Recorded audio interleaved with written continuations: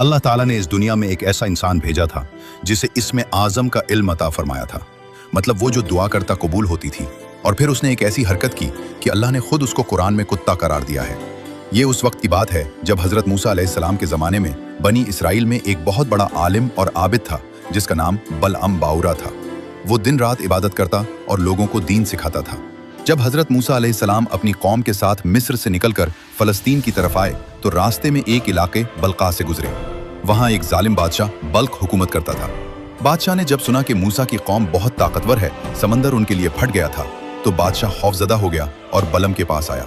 उसने ढेरों सोना, चांदी, जायदादें और तोहफे बलम के सामने रखे और कहा, मूसा की कौम के खिलाफ बद्दुआ करो, ये तमाम दौलत तुम्हारी हो जाएगी। बलम ने रात को अल्लाह से दुआ की। अल्लाह ने ख्वाब में मना फरमाया, मूसा मेरा बंदा है, उनके खिलाफ बद्दुआ न करना। सुबह बलम ने इनकार कर दिया, लेकिन बादशाह मजीद दौलत लेकर आया। बलम का दिल ललचा गया। बीवी और बच्चे भी दबाव डालने लगे। बलम ने दोबारा दुआ की, लेकिन इस बार दिल में दौलत की मोहब्बत थी। अल्लाह ने आजमाइश में इजाजत दे दी। अगले दिन बलम अपनी गधी पर सवार होकर एक पहाड़ की चोटी पर गया, जहां से बनी इसराइल का पूरा कैंप नजर आता था। जब बलम ने इसमें आजम पढ़कर बद्दुआ शुरू की तो इंतहाई अजीब बात हुई।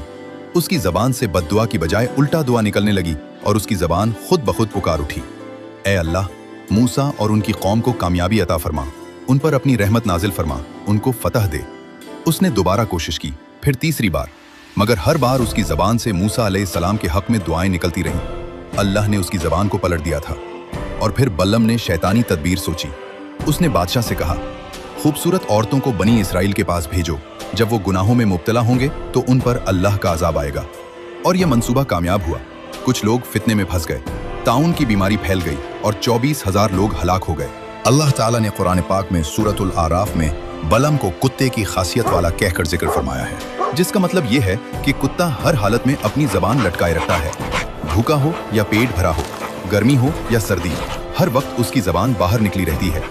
बाज़ उलमा कहते हैं कि बलम की जबान हकीकत में लटक गई थी।